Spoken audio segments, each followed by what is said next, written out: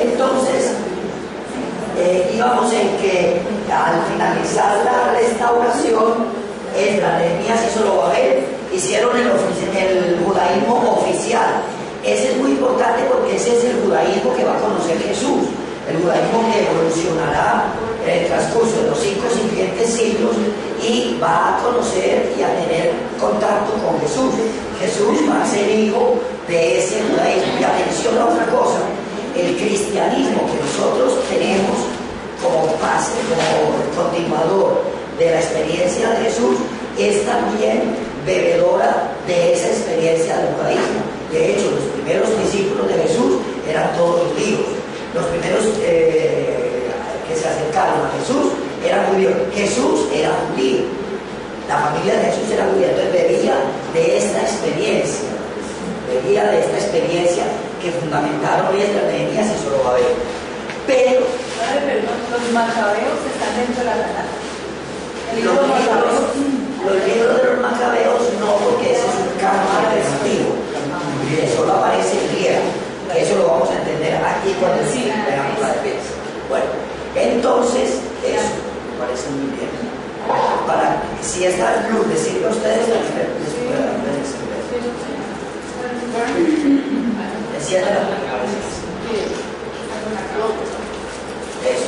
Entonces, este es el judaísmo oficial, el que fundaron ellos, pero por debajo del cuerda hubo una corriente de personajes muy interesantes, influenciados. Bueno, en realidad hubo 2 corrientes. La primera, la de la gente de la tierra, los Anahuim o los Hamhares, la gente que se había quedado ahí, que no retornó, que cuando vieron la manera en que estos propusieron la cosa, se separaron.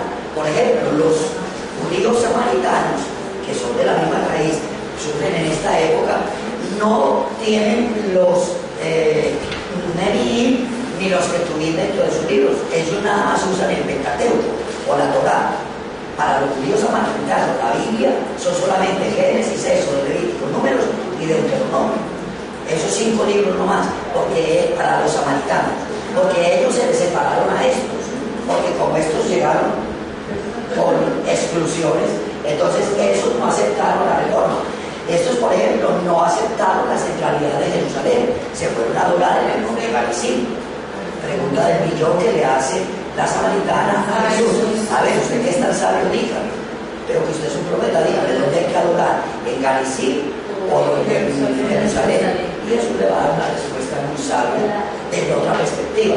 Bueno, ese es el primer grupo que se separa o disiente del judaísmo oficial. Pero hay otro grupo que, sin separarse y sin hacer un cisma, continúa por debajo de cuerda haciéndole la contrapropuesta a esto. Afortunadamente, los que siguieron con la experiencia de la Tanaj como libro inspirado, y como Dios es tan sabio y tan inteligente, dejó meter algunos de esos libros, de esa corriente de por debajo, los dejó meter en el canon de la Biblia y los tenemos hoy. Son el libro de Ruth, el libro de Jonás y el libro de Job. Están ahí metidos. Pero esos 3 libros reflejan una mentalidad muy distinta a esta. A mí me parece muy importante en miras a lo que he podido observar de ustedes en la formación bíblica, sabiendo que ya muchos de ustedes tienen formación, han recibido formación. Sin embargo, me parece importante hacer una pequeña relectura rápida de los pensamientos básicos de esa corriente que está por debajo de cuerda. Concretamente, el libro de Ruth.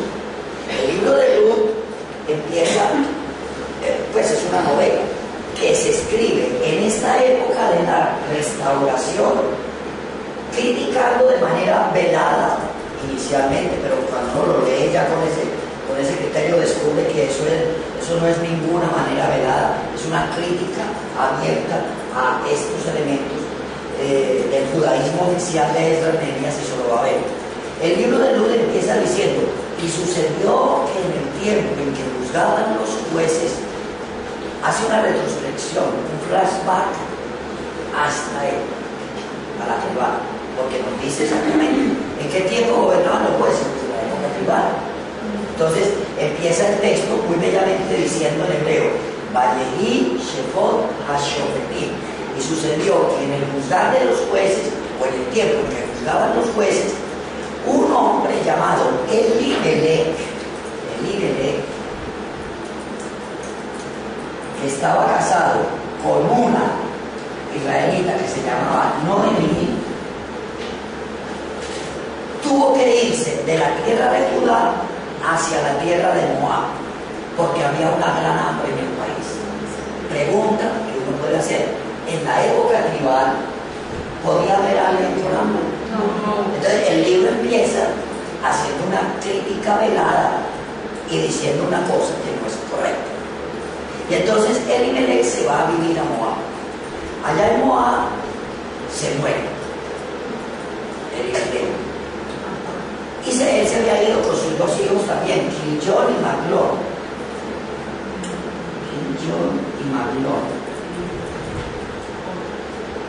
Y entonces se murió Elimelech y sus hijos se casaron con dos mujeres moabitas, Ruth y Orfá,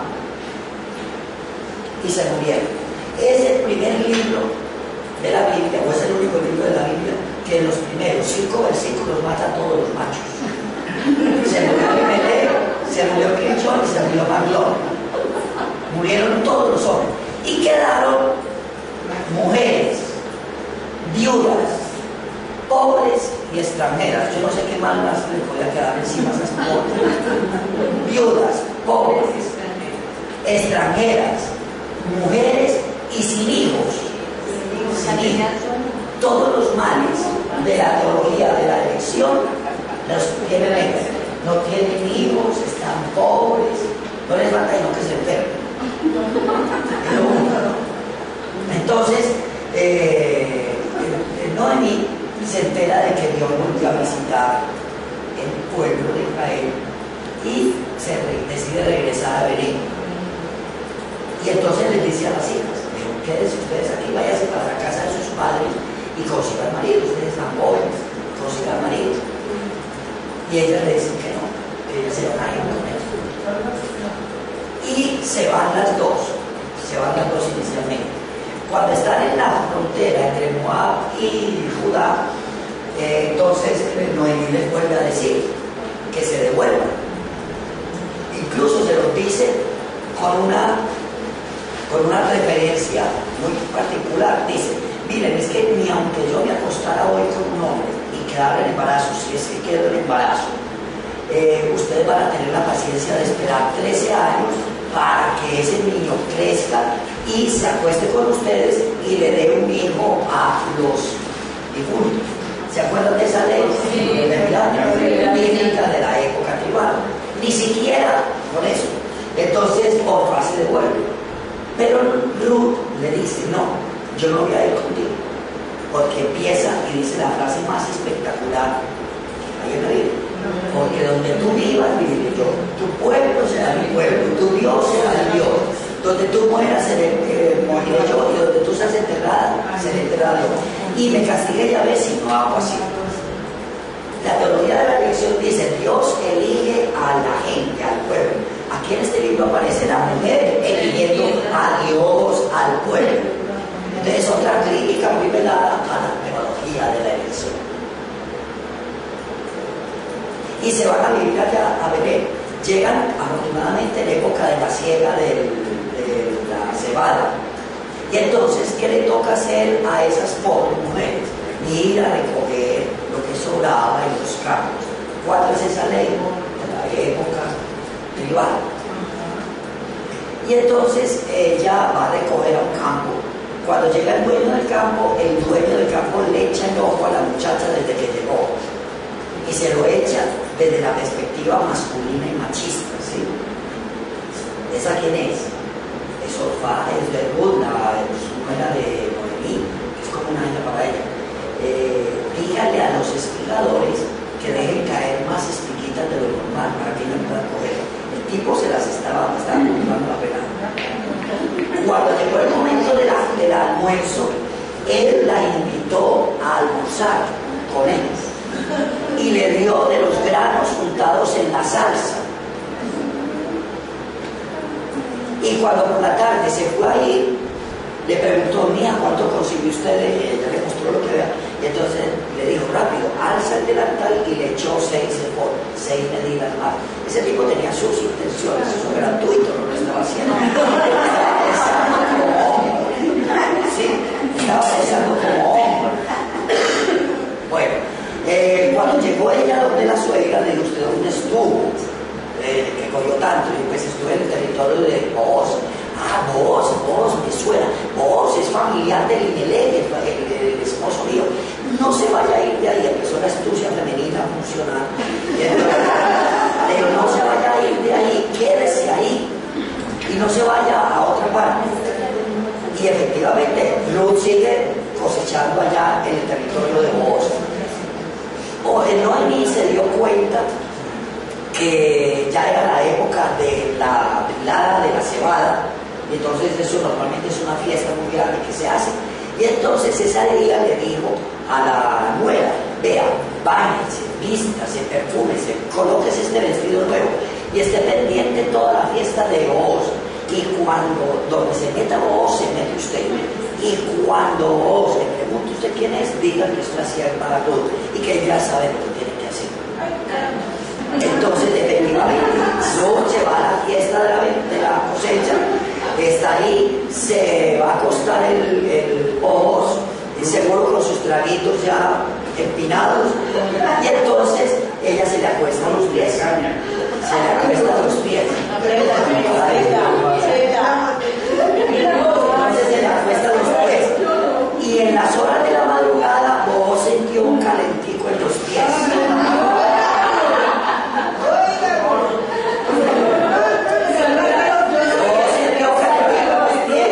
Y entonces se asustó y preguntó quién era. Pues yo soy tu sierva, ya tú sabes lo que tienes que hacer. Pues él se paró inmediatamente, ni la tocó, la despidió, le entregó otras medidas de cebada trillada, se las entregó y le dijo: váyase, yo después le aviso qué hay que hacer. Dice, la despidió, el texto dice muy bonito, la despidió tan de madrugada que todavía estaba de noche, no se distinguía un hombre todavía, porque a él no le convenía que lo vieran en esas circunstancias. Y madrugada, ya el día, se va a la puerta de la ciudad, llama a otro familiar del Limelec que tenía más derecho que él, le dice: ¿usted quiere recuperar la tierra de Limelec?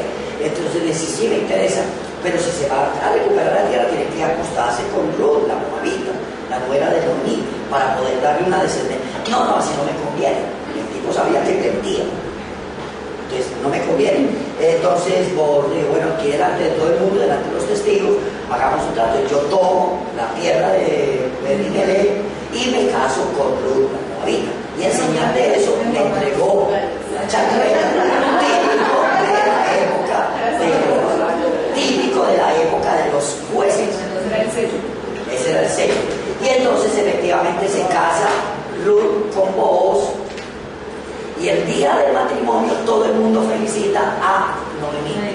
Normalmente había que felicitar al marido, ¿sí? Pero no, todo el mundo felicitaba a Noemí. Y la felicitaba no en nombre de Yahvé, ni con las bendiciones de Yahvé, sino que la felicitaban en nombre de otra mujer. Ojalá que esta hija sea para ti como Tamar, que de Judá engendró a Fares. Entonces uno se queda extrañado, como así que están bendiciendo a una mujer en nombre de una mujer y de Tamar. Entonces uno se pone a averiguar quién es Tamar en la Biblia y descubre que la otra persona muy interesante y una persona que luchó por unos derechos muy particulares. Bueno, y atención, acuérdense que los restauradores, Esdras, Nehemías y Zorobabel, desde la elección dicen: Dios va a nombrar para el pueblo de Israel un Mesías descendiente de David, lo más puro que ha habido, lo mejor que hemos tenido, el non plus ultra de la salvación. y el que se siente Mesías será de la familia de David. Pues este libro de Ruth entonces dice, y Booz engendró de Ruth a Obed, Obed engendró a Jesé y Jesé a David. Eso leído así sin ningún contenido no le dice nada, pero sabiendo la teología de la elección y leyendo eso uno se queda aterrado, porque eso es un golazo grande que le mete la lectura popular o que recuerda al oficialismo del judaísmo, porque está diciendo, mire, David es hijo de una extranjera, nieto de una extranjera. Entonces eso es como una cachetada en la cara para esa teología de la elección, porque resulta que en los ancestros de David, de que va a salir el Mesías, hay una mujer moabita. Eso sí que nosotros analicemos la descendencia de Booz, porque si nosotros averiguamos de dónde viene Booz, vamos a descubrir que Booz es hijo de Naasón, uno que se casó con Rahab, la prostituta de Jericó. La prostituta de Jericó. Y Moab también, ¿verdad? Que tenía muchos problemas porque... Moab era un pueblo enemigo de Israel.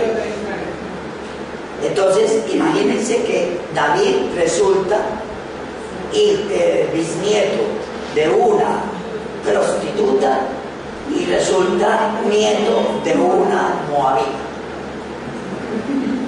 Para que los del oficialismo y del judaísmo no crean que está muy bien parado.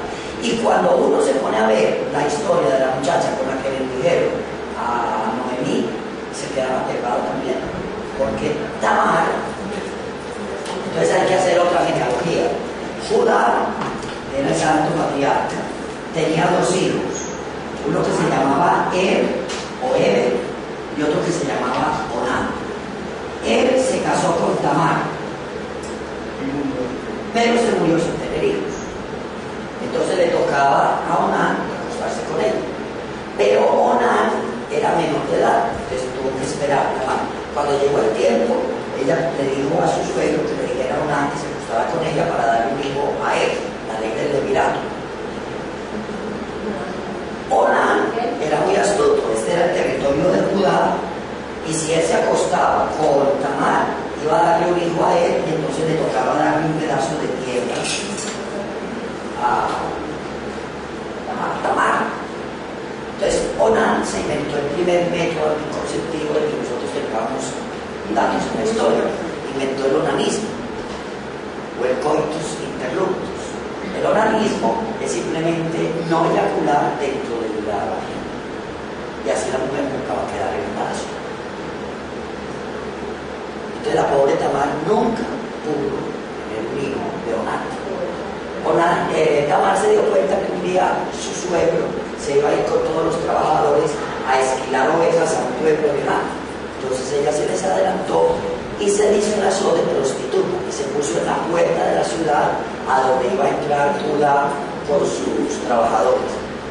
Por la noche, al santo patriarca Judá le dieron ganas de estar con una mujer y se acordó de la prostituta de la puerta de la ciudad y fue y se acostó con ella. Y cuando fue a pagarle, no tenía plata. Entonces ella le dijo, la prostituta le dijo, bueno, entrégueme alguna prenda y después me pago. Entonces Judá le entregó el anillo y el bastón y se fue. Mandó a su mayordomo a que le entregara la plata y recuperara el anillo y el bastón. Y el mayordomo fue y averiguó a buscar en la puerta y no vio prostituta por ningún lado. Entonces le averiguó a la gente, oiga, ¿dónde vive la prostituta que siempre se para acá? Y la gente le dijo, pues aquí nunca ha habido prostituta. Nunca ha habido prostituta. Entonces le tocó quedarse calladito, porque claro, habían sido timados, los habían vilmente robado. Fue y le contó a su jefe, a su patrón, creo que nos robaron y nos estafaron, porque prostituta aquí no hay. Judá se quedó calladito porque iba a quedar muy mal si se sabía el asunto. Entonces se quedó calladito. Y regresaron a Belén. Cuando regresó a Belén, el chisme, Tamar está en embarazo y no es de Onán, porque todo el mundo sabía lo que hacía Onán. Entonces Judá, muy alcurnioso él, muy puesto en su sitio, llama a la jovencita al orden y le dice: ¿cómo así, niña, que usted está dañando la fama de la familia? ¿Cómo así que la está dañando? Está en embarazo. ¿Y de quién es? Y yo no sé, dueño de este anillo y de este vacío.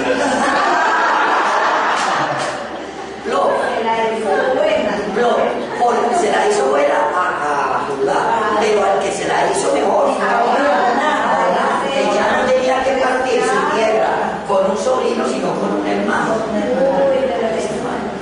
Entonces, en ese sentido, miren que la astucia de Ruth y de Noemí está muy parecida a la astucia de Tamar. Con razón la dijeron por ese nombre. Esa es una manera muy sutil de criticar esos dos sistemas teológicos del judaísmo: la elección y la retribución. El libro de Jonás está en la misma línea. Vale, la pregunta, pero aquí mirando la genealogía de Jesús en el Evangelio de Mateo, bueno, precisamente. ¿Por qué? Pregunta que se puede hacer uno ahora. ¿Por qué en la genealogía de Jesús aparece Lot, la moabita, aparece Rahab, la prostituta, aparece Bersabé, que no es que sea una mujer de muy digna presentación, Bersabé, y aparece Tamar, Ruth, Rahab y Bersabé y María, la quinta mujer. Y también una mujer ¿cómo es? Embarazada sin tener marido. Entonces, esa es una pregunta muy interesante que le podemos hacer al texto. Pero mira que conociendo estos pormenores de la historia deuteronomista, nosotros ya podemos hacerle esa pregunta a ese texto. ¿Por qué Mateo en la genealogía puso mujeres cuando normalmente la genealogía se hace solamente de hombres? ¿Por qué las metió? Y no metió precisamente las mejorcitas de todas las representaciones. Entonces, en ese sentido, habrá un trabajo, y esa es personalmente mi teoría en la elaboración del módulo y en la presentación que les estoy haciendo a ustedes. Podemos encontrar vestigios deuteronomistas en el Nuevo Testamento. ¿Por qué? ¿Por qué? Entonces, pero miren que es una corriente que está por debajo de cuerda, porque el que triunfó, el que se impuso fue el judaísmo oficial de Esdras, Nehemías y Zorobabel. Solo por debajo de cuerda es que aparece la corriente que critica la elección y la retribución. Luego el libro de Jonás está en la misma tónica. Jonás es un profeta de Israel, aquí, que le dice la voz de Dios: vaya a profetizar a Nínive, la archienemiga de Israel, la que los había oprimido, la que los explotaba, la ciudad pecadora de Nínive. Y entonces el profeta dice: jamás, yo que soy elegido para el pueblo elegido. Entonces Dios lo manda a ir para acá y él viene y se parte para acá. Tarsis queda aquí, Tarsis es España. Entonces Yahvé le dice al profeta: váyase a Nínive, y el profeta viene y se parte para acá. Exactamente lo contrario, lo opuesto. Y ocurre lo que sabemos que ocurrió en el mar: la tormenta, la tirada de Jonás al mar, Jonás 3 días en la boca, en el vientre del cetáceo, y el cetáceo que lo vomita en las playas. En las playas de Nínive, no sé dónde habrá playas en Nínive, pero bueno, lo vomita en las playas, y el profeta le toca indefectiblemente hacer lo que lo había mandado, predicar: Nínive será destruida en 3 días si no se arrepiente. Y lo peor de todo es que la gente de Nínive le creyó al profeta. Y lo peor de eso no es eso, que la gente de Nínive, sino que el rey de Nínive se enteró y le creyó al profeta. Y lo peor de eso es que el rey por decreto mandó que todos los ninivitas, incluidos los animales, hicieran luto y penitencia para no ser dignos del castigo de Yahvé. Y Dios nos perdonó, que es lo peor de todo. porque eso es una crítica terrible, porque la palabra de Dios misericordioso niega la elección. Y acuérdense que la elección dice, entre todos los pueblos de la tierra Dios eligió solo a Israel, pues aquí también eligió a mí. Entonces es una crítica bailada muy fuerte a la teología oficial del judaísmo. Y entonces el profeta entra en crisis por eso y desea morirse, maldice el día en que lo parió la madre, entonces y se tira al desierto para morir. Pero a Dios le da su gana de hacer sufrir una retama y entonces, felicidad, porque es que Dios siempre con su elección protege a sus elegidos. Pero a Dios también le da la gana de hacer sufrir un gusano que muerda la raíz de la retama y la retama se seca y empieza otra vez la crisis de Jonás.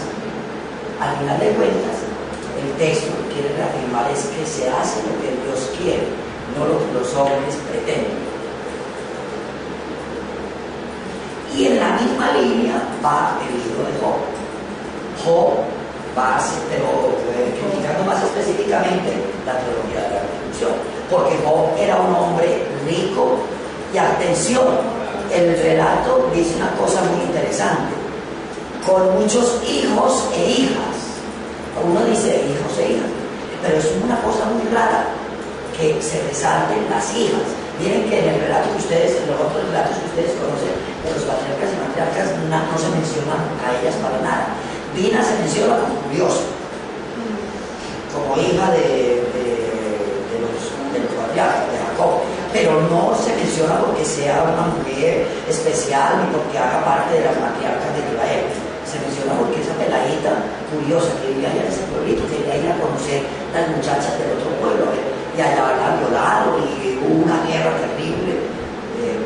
Por eso se conoce, pero las otras son. En cambio, aquí en el texto dice que Jacob era un hombre muy rico, lleno de vida, de posibilidades y además con muchos hijos e hijas. Entonces se resalta lo de las hijas. El hecho de que las pongan ahí, de que las visibilicen, es un golazo al judaísmo, que es un judaísmo machista, excluyente de ellas. Y resulta que pobre Job entra a formar parte del juego de la vida entre Dios y el diablo. Entonces el libro empieza mostrando a Dios, que ve que el diablo viene todo abatido y triste. Le pregunto, ¿usted dónde viene que está así? No de la tierra. Entonces Dios aprovechó que venía de la tierra y dijo, ¿viste ese personaje súper especial que tengo? Llamó mi siervo.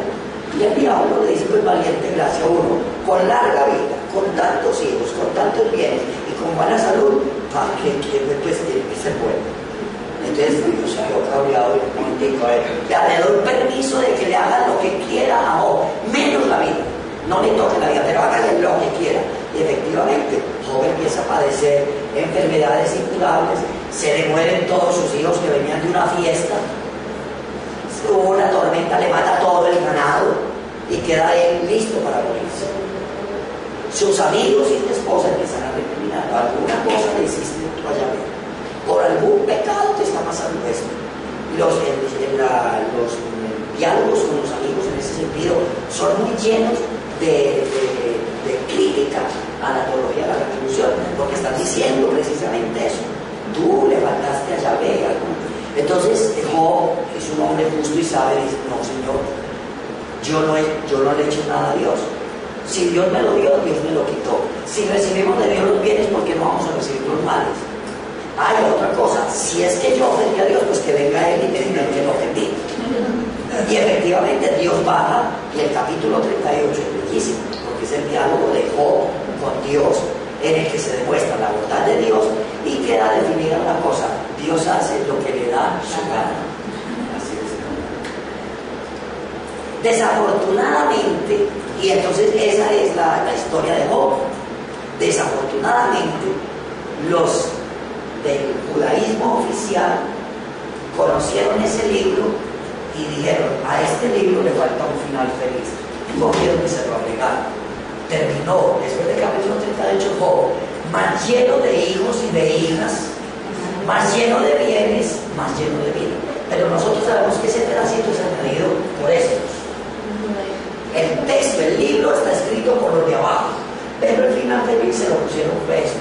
Cosa que ocurrió con muchos libros en la Biblia.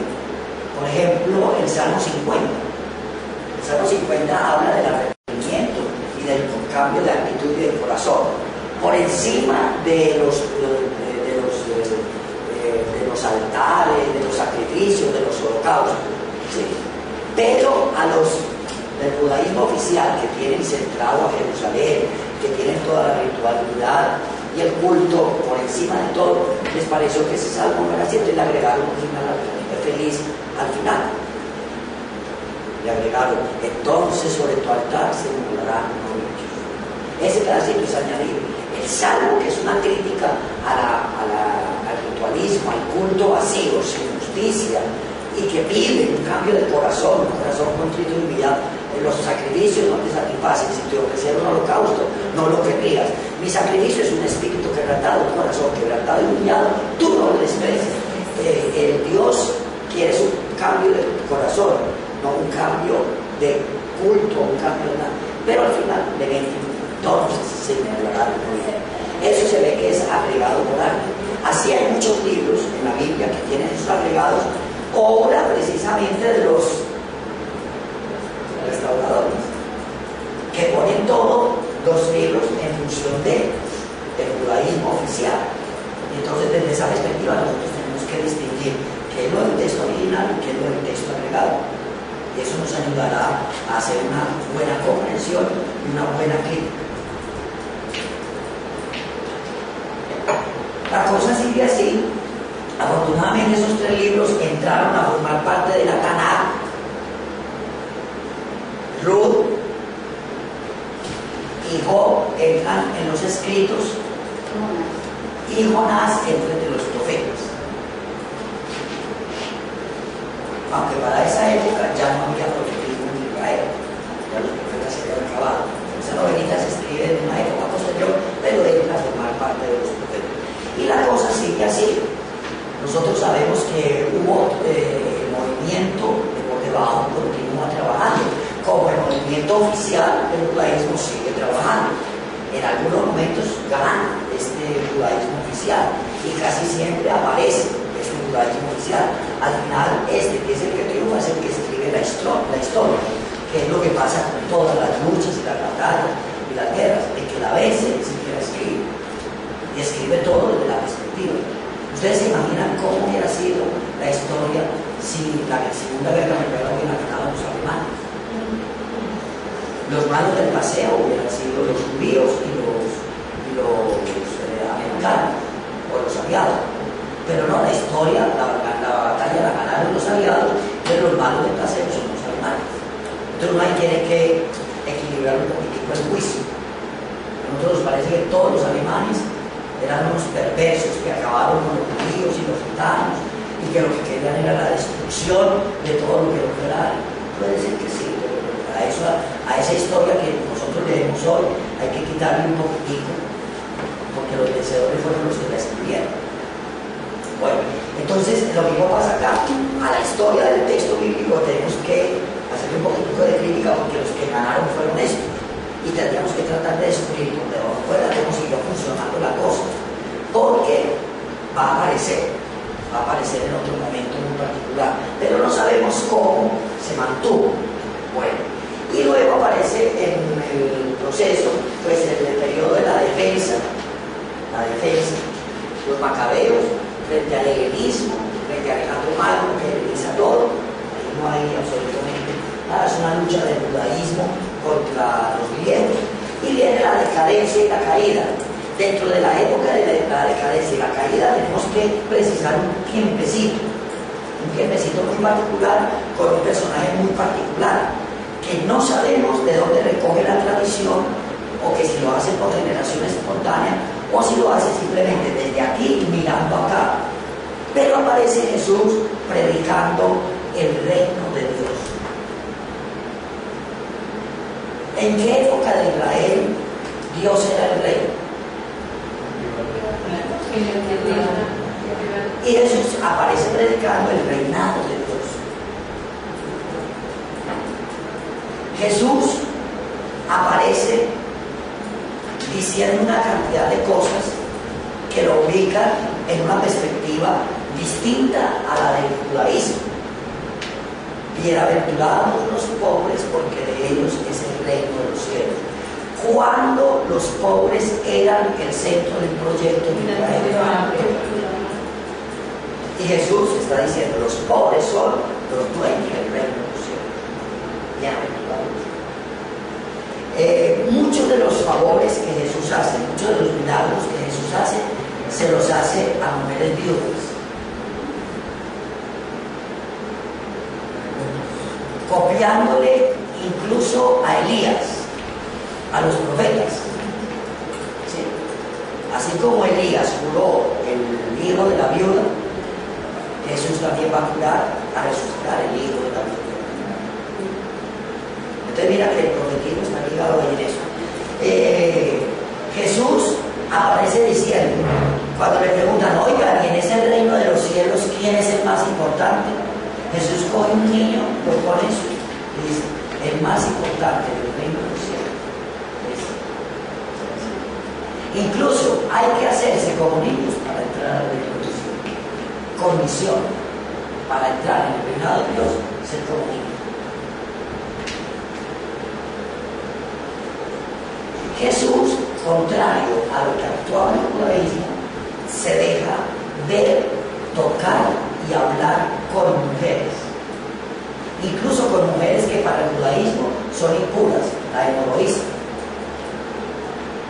Tocar a una mujer con la menstruación o con hemorragia era terrible para la teología de la purificación, pero Jesús le deja tocar a una hemorroísta.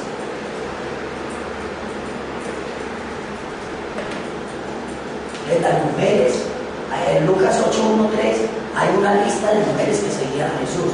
Jesús aparece hablando públicamente a pleno mediodía con una mujer.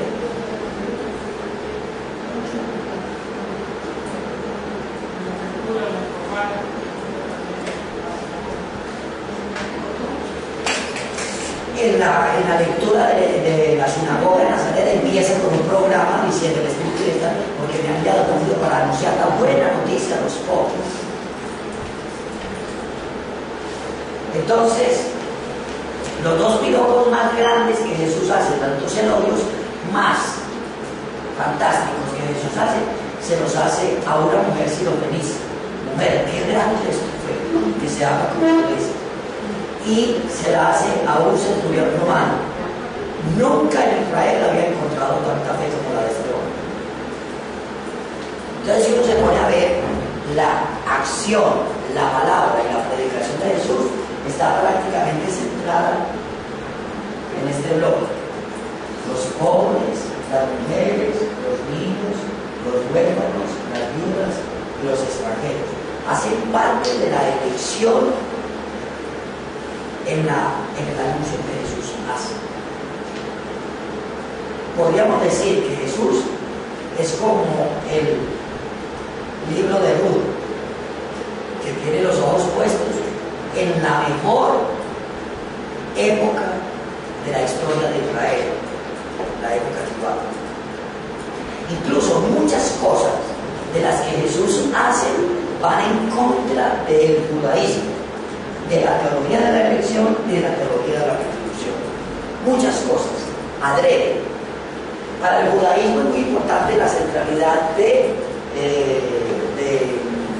templo. Acuérdense lo que dice Jesús del templo. Destruyan ese templo y yo lo reconstruiré en 3 días. De eso no va a quedar piedra sobre piedra. Entonces Jesús tiene clara una posición frente al judaísmo, frente al legalismo de los judíos. El sábado, por ejemplo, que es un día absolutamente sagrado para los judíos, Jesús simplemente dice, se hizo el sábado para el hombre, no el hombre para el sábado. Incluso él permitía que sus discípulos hicieran cosas que no eran debidas al sábado, como rastrillar granos, o él hacía cosas que no estaban permitidas al sábado, curar enfermos. Entonces, en ese sentido, Jesús actúa en contravía de esa experiencia. Jesús frente a la enfermedad tiene una posición crítica. Los protagonistas principales y ganadores de las parábolas de Jesús son extranjeros, el samaritano. Acuérdense del pobre Lázaro, que goza del seno de Abraham, mientras el rico no puede. Una crítica veladísima a eso. Jesús frente al legalismo decía, no es lo que entra lo que hace impuro, es lo que sale lo que hace impuro, frente a la teología de la purificación del judaísmo. Entonces miren que Jesús actúa en contravía del judaísmo oficial, pero además tiene una cantidad de actuaciones en favor de los preferidos de la época actual. ¿De dónde sacó Jesús eso? ¿Qué tradición está recogiendo? Padre, el judaísmo oficial tenía su fuerte de sacerdocio. Sí. Es posible, o sea, que el templo como era el centro especial.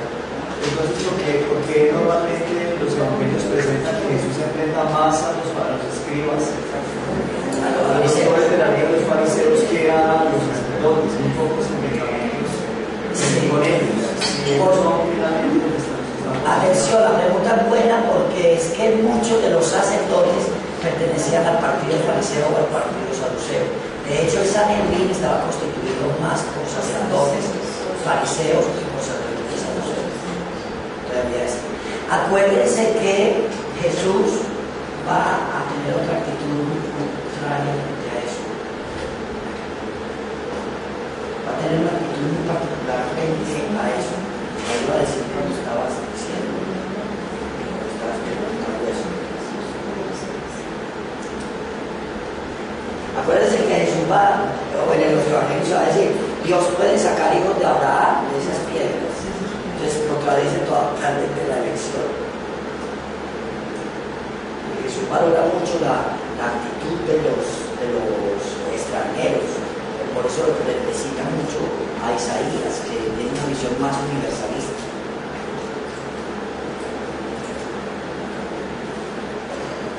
Y acuérdense que el examen final del reinado de Dios no es sobre las misas, sobre el culto, sobre el holocausto, sino sobre tenía hambre y me dieron de comer, estaba desnudo y me vistieron, estaba enfermo y me visitaron, era extranjero y me acogieron. Entonces ese elemento también corrobora mucho la experiencia de Jesús. Hay otra que está por ahí rondando, pero no puede. En contraste, por ejemplo, con las aspiraciones de los judíos. En contraste. ¿Se acuerdan cuando Jesús les dijo, vamos a Jerusalén, que ya es el momento de hacer este proyecto? Y entonces le dicen los discípulos, es ahora cuando vas a restablecer las tribus de Israel. Porque ellos pensaban que era. Entonces, hay una cantidad de elementos que en el Nuevo Testamento, en la predicación de Jesús, nos van a mostrar esa experiencia fundamental bueno, ese es el contenido teológico histórico del desarrollo que está a la base de todo esto, ¿sí? De todo este documento. ¿Qué es lo que pretendemos hacer? Cuando se empezó a estudiar la Biblia, cuando se le empezaron a aplicar al texto de la Biblia una serie de ciencias auxiliares, una serie de elementos de crítica y de análisis, cuando se le empezó a hacer la crítica textual, la historia de las formas, cuando se le empezaron a aplicar elementos de arqueología para verificar una cantidad de cosas, pues entonces descubrieron varios elementos interesantes. Uno de esos, muy importante, es la teoría de las fuentes de Bellhausen. Entonces voy a borrar cosas de aquí para que nos quede claro. Yo creo que esta figura ya la tenemos bien entendida, esta historia también, estos también ya los tenemos, la otra igual también. Esto debe quedar un poco gráfico.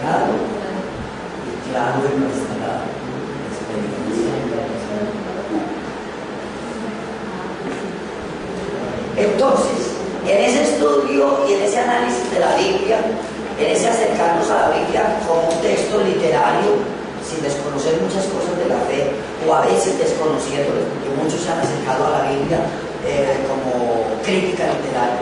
Entonces, hay unos elementos que van surgiendo muy interesantes. Uno de sus primeros elementos es descubrir, por ejemplo, la teoría de Bellhausen, que habla la teoría de las fuentes.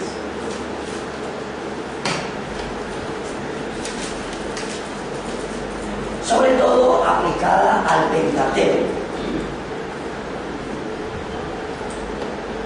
Ya desde muy antiguo, antes de Bellhausen, se veía que en los 5 primeros libros de la Biblia, aunque decían que eran todos de un mismo autor, Moisés, hacen caer en cuenta, hay repeticiones, por ejemplo, hay 2 relatos de la creación, hay contradicciones. Unos dicen que las parejas que cogió Noé para subir al arca eran una pareja por animal, y en otra parte parece que eran 7 parejas. ¿Sí? Haciendo el análisis, uno veía que había una manera de hablar muy distinta en el Génesis, muy distinta en Éxodo y más distinta todavía en el Deuteronomio. Levítico era otro tipo de... Entonces decían, es imposible que esta obra sola haya salido de una sola mente de Moisés. Incluso había una cosa muy simpática, el capítulo 34 de Deuteronomio describe la muerte de Moisés, pero para él escribir en el texto tuvo que haber sobrevivido un mes, porque dice, y los israelitas hicieron un mes por Moisés, y enterraron su cadáver y hasta el día de hoy no se ha encontrado. Pero imposible que Moisés haya escrito su propia muerte, y el mes después de su muerte. Sí. A no ser de que uno saque unas teorías por ahí bien interesantes. Es que Dios se lo inspiró antes de morir, pero ese no es el concepto de la inspiración. Porque con eso salen algunas personas. Algún pastor protestante me ha dicho a mí eso. Cuando yo hice la exposición, me dijo, los padres ustedes están teniendo en cuenta, el Pentateuco se le dictó ya ve a Moisés mucho antes de morirse. Entonces ya estaba todo hecho antes de morirse. De todo afuera de mi concepto religioso. Entonces eso, las repeticiones, las contradicciones. Hay textos en los que se dice una cosa de la mujer, hay textos en los que se dice otra. Hay clasificaciones, por ejemplo, en el Pentateuco dice que la liebre es un rumiante, que el murciélago es un ave, que la araña es un insecto. No, la liebre es un roedor, el murciélago es un mamífero y la araña es una araña, distinto a un insecto. Entonces, todas esas cosas llevaron a que Bellhausen recogiera todos esos estudios y lanzara la teoría de las fuentes y dijera que primero eso no lo escribió Moisés, sino que eso se recogió después. Posiblemente en la época de los reyes, sobre todo de los reyes más laboriosos. Para la época de Bellhausen todavía se pensaba que David y Salomón eran lo máximo de los reyes. Entonces se pensaba que eso había sido recogido en la época de Salomón. Entonces Bellhausen simplemente dijo, el Pentateuco tiene unas fuentes en las que se nota la diferencia geográfica, la diferencia geológica y la diferencia de denominar a Yahvé, a Dios. Entonces Bellhausen dijo que en el Pentateuco existe la posibilidad de una fuente yavista, una fuente elohista, una fuente sacerdotal y una fuente deuteronomista. ¿Sí?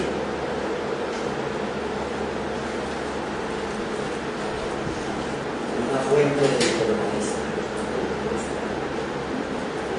Eso lo conocemos como la teoría de las fuentes o la teoría de Bellhausen. ¿Sí? De eso, ustedes debieron haber estudiado algo en la época de sus introducciones.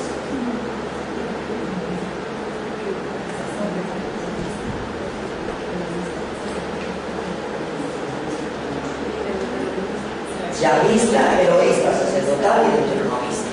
Incluso Belhausen logró determinar pedazos yavistas, eloístas, sacerdotales y deuteronomistas. Casi todo el libro del Levítico es sacerdotal, porque está hecho desde los criterios de los sacerdotes, las leyes de pureza, los ritos, las fiestas. Hay relatos en los que a Dios se le llama Yahvé, por eso se llaman yavistas. En cambio, en contraste hay otros relatos que a Dios le llaman Elohim, de eso serían los eloístas. Los yavistas siempre hablan de lugares geográficos y ambientes del sur. En cambio, los eloístas siempre hablan de lugares geográficos y ambientes del norte. Esto se explica muy bien desde la historia que yo les acabo de contar. Hay textos eloístas, las tradiciones del norte, hay textos yavistas, las tradiciones del sur. Pero hay textos que están muy focalizados en el templo de Jerusalén, que son sacerdotales. Y había un texto en el que se hablaba mucho en el mismo lenguaje, en la misma perspectiva de Deuteronomio. Entonces todo lo que había, y Deuteronomio, la fuente deuteronomista era casi todo el capítulo 9 de Deuteronomio hasta el final. Esa era una fuente sola. En cambio, sacerdotal, eloísta y yavista estaba revuelta en todos los otros libros del Pentateuco. Esa es la teoría inicial de Belhausen. ¿Sí? La teoría inicial de Belhausen. Durante muchos años, esa teoría tuvo reticencia para ser admitida. Después se aceptó y todo el mundo acepta esto como verdadero. En los últimos años, en los últimos 15 años, se ha venido criticando un poco eso. Primero porque es que no hemos encontrado las fuentes. No hemos encontrado el pedacito deuteronomista, o el pedacito yavista, o el pedacito sacerdotal. Lo que tenemos es lo que hay en el Pentateuco, pero no hemos podido encontrar la verdadera fuente, el texto que nos demuestre que efectivamente había un documento yavista que se utilizó para hacer eso. Muchos decían, Belhausen decía que eso lo habían recogido de alguna manera en la época de Salomón, pero después las críticas y los análisis que le hicieron a la teoría de Belhausen llegaron a determinar, no, más bien parece que eso lo hicieron en la época de Esdras, Nehemías y Zorobabel, que fueron los recolectores de todos los materiales. Y entonces ellos lo que hicieron fue coger las tradiciones del norte, las del sur, las del templo, las deuteronomistas y juntarlas en una sola obra. Pero hay una cosa, se empezó a hablar de otra cosa muy interesante. Esa obra nosotros la llamamos cronista.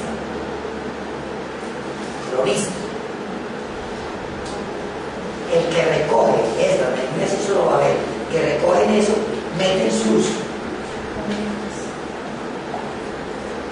daticos en alguna parte, y entonces eso se vuelve como otra fuente, la cronista. Que ya tendríamos 5 fuentes, porque muchos de los pedazos del Pentateuco no se lograron clasificar ni en yavista, ni en eloísta, ni en sacerdotal, ni en deuteronomista. Entonces les decía, eso es cronista, porque se ve, nota la mano de Esdras y Nehemías ahí, se nota la letra.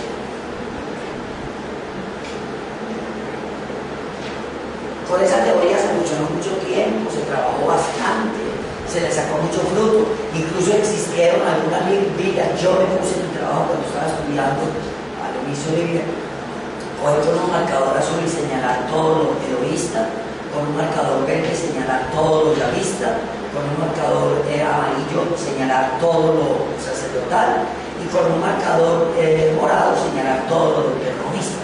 Yo llegué a tener el Pentateuco completamente pintado y lo que me quedaba claro sin ninguna pintura era comunista.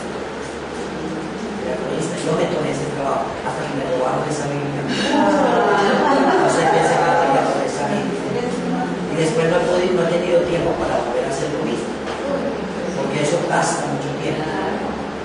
Entonces, en esa circunstancia,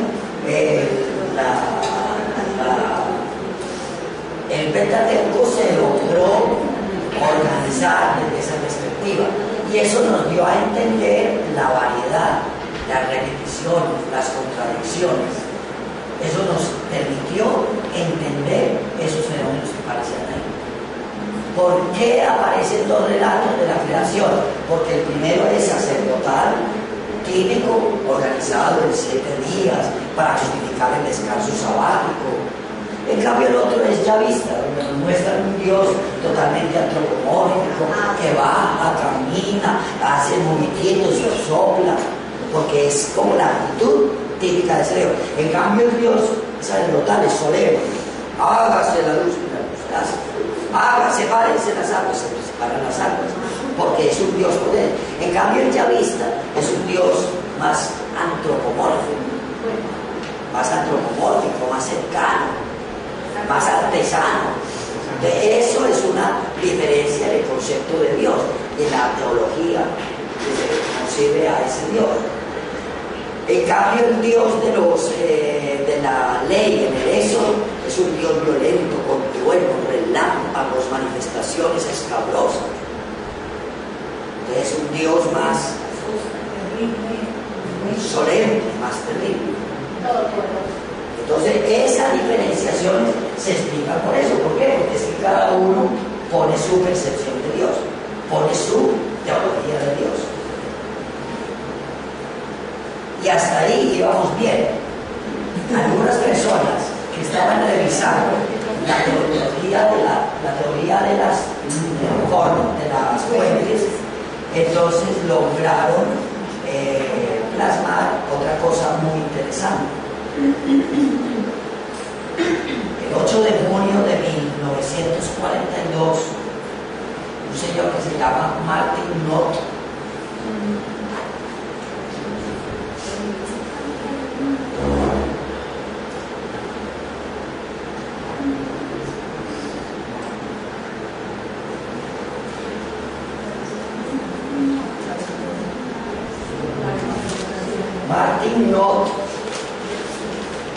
nos sorprendió con una solución radicalmente distinta a la que hasta ese momento teníamos.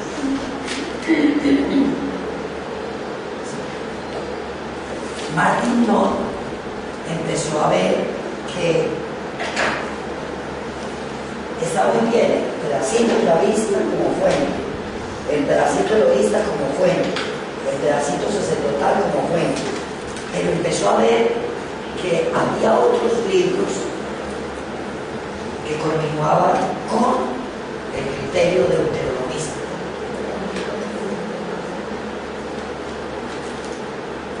Y entonces planteó en la formación de la Biblia, fuera de la gran historia cronista que hicieron Jeremías y Zorobabel como fundamento del judaísmo y que se convirtió en la Tanaj, sin embargo, existe otra corriente muy fuerte que no se considera solamente una fuente, sino que se considera también una gran corriente, porque muchos de los elementos deuteronomistas los encontraron en el libro de Josué, en el libro de Jueces, en el libro de Reyes y en los libros de Samuel. Entonces ya para el análisis de ese pedazo no se estaba hablando del Pentateuco, sino del Hexateuco, porque eso abarcó más libros. Pero ahí se dice que la tradición que se encuentra en Mayavista, cuando hablan del Hexateuco. pierde poder más esa tradición. No es más chavista. Que él descubre que hay más elementos chavistas allá, Estaban en el pero no en cantidad, sino que hasta este momento habíamos dedicado el estudio al Pentateuco y habíamos descubierto que había 4 fuentes hechas por la corriente tronista, ¿sí? Pero Martin Knopf empieza a analizar y descubre que muchos elementos del libro de Josué tienen criterios deuteronomistas, que muchos elementos del libro de Samuel tienen elementos deuteronomistas, que muchos elementos del libro de Reyes, Judío Reyes, tienen elementos, pero también tienen elementos chavistas, pero no numéricamente son más deuteronomistas, numéricamente.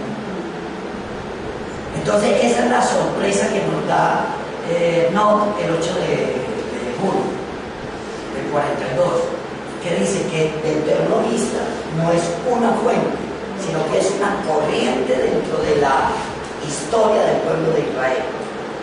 Y empieza a conformar ese estudio, empieza a proponer ese estudio de la historia deuteronomista.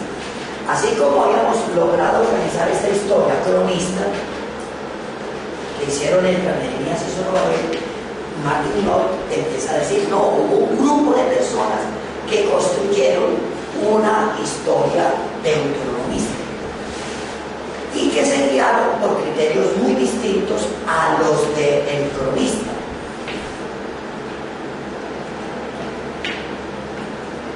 Esa obra del deuteronomista, los libros que afectan el deuteronomista van a estar abarcando estos elementos. Josué,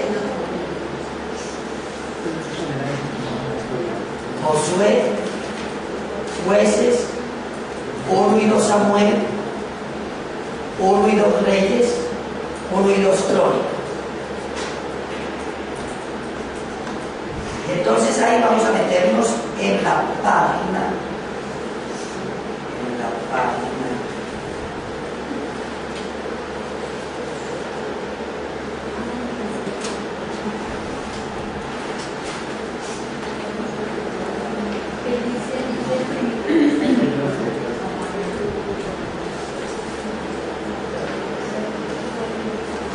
En la página 18 del módulo. Todos tienen el módulo. No todos tienen el módulo. En la plataforma está, yo lo monté. Mira, Juan, esto lo repito solamente aquí les pongo, no tengo el libro, pero que dice el yavismo responsable de la formación literaria del México es el primitivo de cuando hablamos de ese primitivo de que lo que consideremos hoy en día como el análisis, la universidad ha rebasado el primitivo. Entonces, el yavismo responsable de la formación literaria ahora es responsable en la formación literaria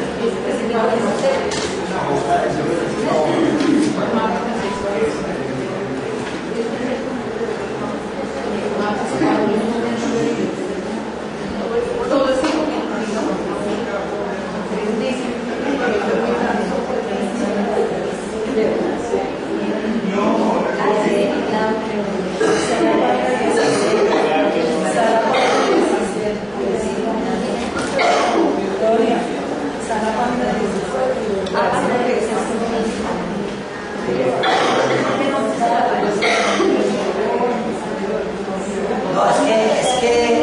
a ver, una cosa muy interesante que surge de eso. Nosotros no podemos sacar de contexto las frases. En el texto estoy diciendo, primero una cantidad de personas que descubrieron todas esas contradicciones en el Pentateuco, encontraron las contradicciones de tradiciones, contradicciones tradiciones, distintas maneras de llamar a Dios. Wellhausen propuso la teoría de las fuentes para explicar eso, ¿sí? La teoría de Wellhausen, algunos la criticaron, algunos la asumieron, algunos la reformaron. Gerhard Conrad, que es un gran teólogo, biblista, llegó a proponer, basado en la teoría de las fuentes, atención a esto,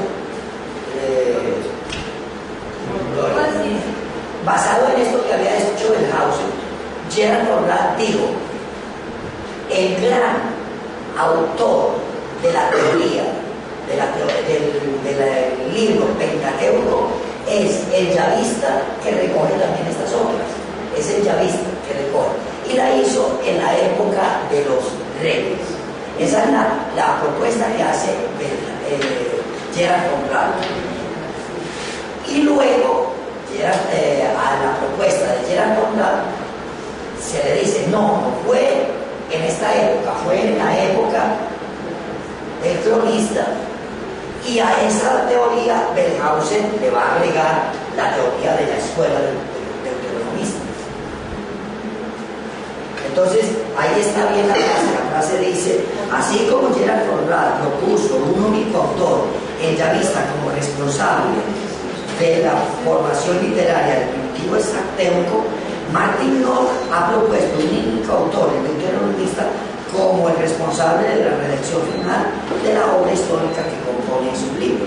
Y entonces, no va a decir, esto lo hicieron, la verdadera realización de los libros la hicieron, fueron deuteronomistas en Mizpah en el año 550. Entonces, son tres propuestas distintas que tenemos que hilar. Ahora veremos con cuál nos matriculamos nosotros. La de teoría de las fuentes de Wellhausen la toma Gerhard Conrad y dice: el verdadero autor del Pentateuco es el yavista, con estas obras, en la época de los reyes. ¿Sí? Otro va a decir: no, el verdadero autor del Pentateuco es el cronista en la época de Esdras. Y Martin Knoll va a decir: no, el verdadero autor del Pentateuco, pero también del Hexateuco, es el deuteronomista, pero en el 550 en Mizpah. Entonces son tres teorías que se complementan. Acuérdense, la teoría de Wellhausen, de la fuente, la teoría de Gerhard Conrad, la teoría de los cronistas y la teoría de Martin Knoll, del deuteronomista, no son palabra de Dios, afortunadamente. Las podemos rebatir, y son precisamente eso, se llaman hipótesis documentaria, hipótesis deuteronomista, porque nadie ha encontrado el texto de los originales. Sí, entonces hay que tener en cuenta eso. Ahí está dicha esa frase, así como la quieres tomar, pero es que esa no es la conclusión final. Porque acuérdate que después yo digo: así como Gerhard Conrad propuso el yavista Martin Knoll propone ese deuteronomista en otra parte. Sí, yo incluso aquí tengo la sed. ¿A qué le llamaría yo esa lectura más científica? Porque ese trabajo que se hace con estas tres hipótesis, tres planteamientos, dicen, para hacer una lectura mucho más científica, cuando se refiere al término científico, a que encontremos la razón, el motivo, y para que encontremos la explicación histórica del texto. La ciencia me ayuda a determinar cosas, ¿sí? Por ejemplo, yo veo el fenómeno de la evaporación del agua, pero si yo hago un análisis más científico de ello, comprendo cómo es que la molécula de agua que está aquí líquida por el efecto del calor se evapora, se dispersan un poquitico más los átomos y se van a esparcir en forma de vapor. Allá arriba, con la presencia de esto, admitiendo cosas, eso es lo que me hace comprender. Yo entiendo el método, el fenómeno de la evaporación, pero cuando lo veo más científico es que comprendo que las moléculas de agua que están comprimidas, aquí están más sueltas, allá están condensadas, entonces, y veo los fenómenos que explican eso. Entonces, cuando yo voy a estudiar la Biblia más científicamente, entonces analizo la propuesta de Martin Knopf, analizo la propuesta de Von Rad, analizo la propuesta de Benthausen. Entonces ya tengo una manera más científica de comprender eso. Porque a eso se refiere la mirada científica de la Biblia, que nosotros lo hacemos con una serie de ciencias: la geografía, la arqueología, la paleontología, la historia. Esas son los elementos. Bueno, vamos a la página 18, que hay un elemento importante que vale la pena analizar. Aquí yo digo la terminología que se usa en la teoría deuteronomista.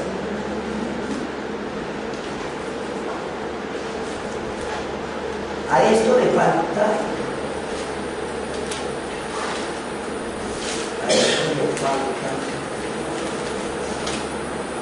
No, está bien. Está bien. Se refiere a la manera en que hablemos las cosas. Están con unas siglas, con una lectura y con una explicación. DT es Deuteronomio. Es el quinto libro del Pentateuco. ¿Sí?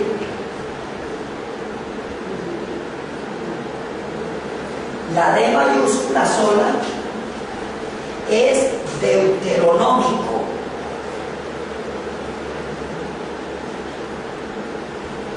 O sea, que se refiere al libro quinto de la Biblia y a la teoría de Benthausen, a esta D. ¿Sí? Se refiere al libro, se refiere al libro y a la teoría de la fuente de Benthausen. Sí, la D mayúscula.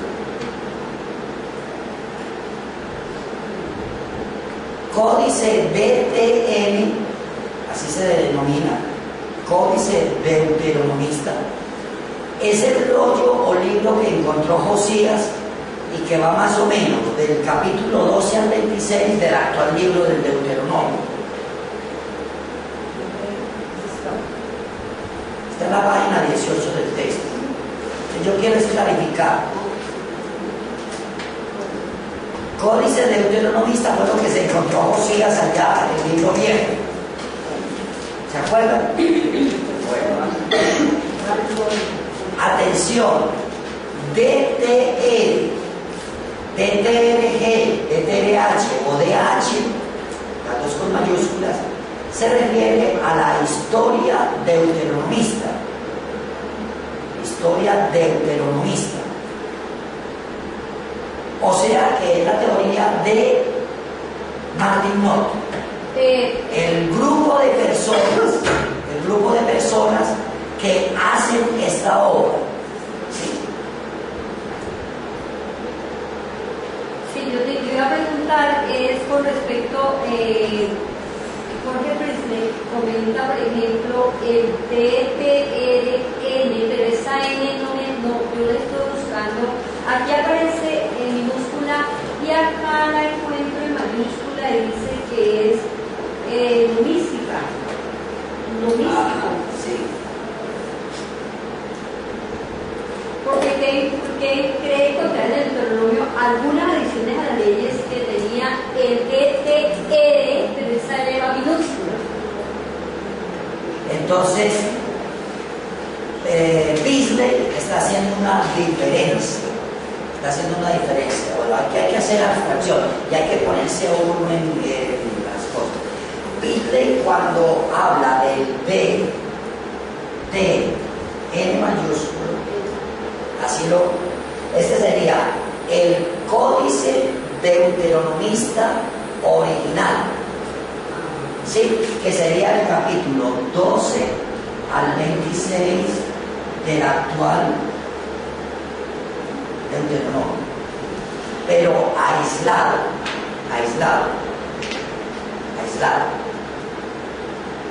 Sería eso solo. En cambio, cuando yo lo menciono aquí, DTN, yo no lo encuentro aislado, porque Beasley y yo hemos encontrado el original que se encontró mezcló Josías allá en el templo. Este sería el original del templo. Cuando va con mayúsculas. Sí. Y cuando va con minúsculas. Es el que tenemos en la Biblia, que es el que suponemos que es. O sea, si hay la diferencia. Es el mismo acá, pero es que está en un contexto. Sí. Sí, esa era también una de las dudas que yo tenía. Te voy a poner un ejemplo así bien. Ese billete de 2.000 pesos que tú tienes ahí, ¿sí? Ese es tu billete, está en mayúscula, porque es el tuyo, ¿sí? Es el tuyo. Cuando decimos, hagamos aquí una vaca para comprar una gaseosa para el descanso, entonces usted me da esos 2.000 pesos, ella me da 2.000 pesos, ella me da 2.000 pesos y yo pongo 2.000 pesos. Que sigue los billetes igualiticos. El tuyo sigue siendo el tuyo, pero aquí está en minúscula, pero cuando estaba ya solito era en mayúscula. Ese era el tuyo, aquí es el tuyo, pero ya está compartido por otro. Entonces lo mismo pasa, DTN, grandote, es el códice que se supone que estaba ya, el original. El DTN minúscula es ese mismo códice, pero ya insertado en el libro del Deuteronomio. Esa es la diferencia. Que es lo que vamos a ver en la siguiente sigla, acá en el cuadro. DTR, DTRG, DTRH o DH se llama historia del deuteronomista, es el grupo de personas o el bloque de obras que se acaban. Pero lo podemos hacer en varias etapas. Yo puedo descubrir que hay una historia deuteronomista más primitiva y hay una historia deuteronomista más reciente. Sí, pero entonces ahí también me encontré DTRG mayúscula, que hace parte de la escuela que entra a criticar la propuesta de Martín, ¿no? Sí, pero entonces, no, pero ese DTRG tiene otra cosa muy especial. En griego, vamos a ver. Ese señor es alemán, yo no tengo la culpa de que todas las obras las escriban en alemán. Entonces, él va a hacer una cosa muy interesante. Va a hacer una cosa muy interesante.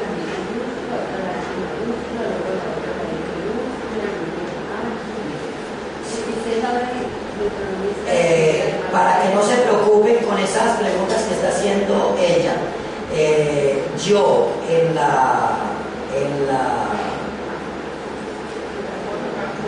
el módulo me someto, me limito y asumo solo las que tengo ahí, no me meto con las otras. Espero que estoy buscando un artículo aquí.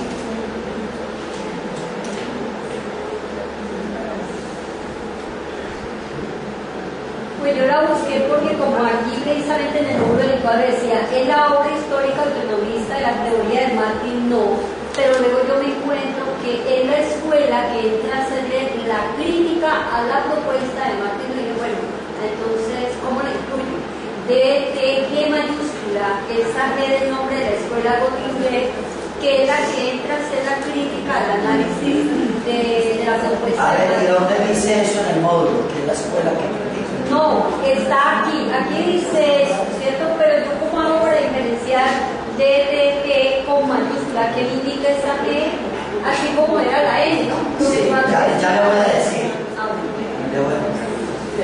Ya le voy a decir. Atención a esto que es importante. Aquí aparecen 3 bloques de D, D, G, D, T, N, H. Atención. Para que no te confundas. Y después hay también DT solo. Minúscula. Sí.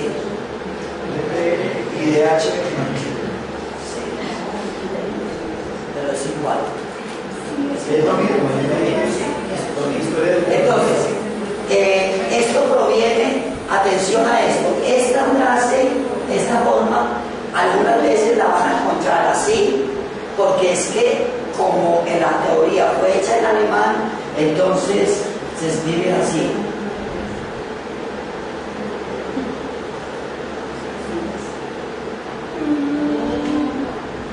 Deuteronomia Spilich. Spilich en alemán es historia, pero a veces otros la traducen y van a escribir historia deuteronomista. Entonces, por eso la H es en castellano y la G es en... Pero es lo mismo. Es lo mismo.